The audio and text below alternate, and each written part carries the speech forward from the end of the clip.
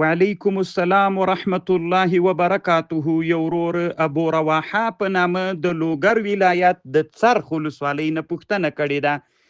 د دغه ورور پوښتنه داسې ده چې د جمعې خطبه پس د جمعې د لمانځه نه چې وویل سي دا څرنګه ده؟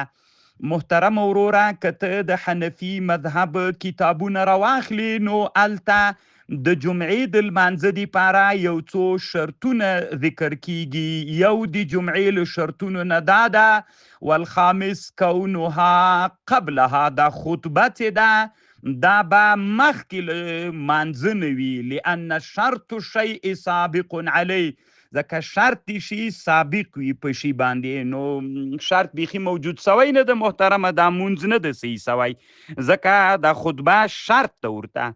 نو اول به خطبه وایي وروره، بیا به وروسته له هغې نه د جمعې لمونځ کوي. دا یو له شرطونو د جمعې د لمانځه نه ده. د در المختار متن ده والخامس کونها قبلها لأن شرط الشیء سابق علیه. الله پاک د روغ جوړ لره وروره، کامیاب اوسه.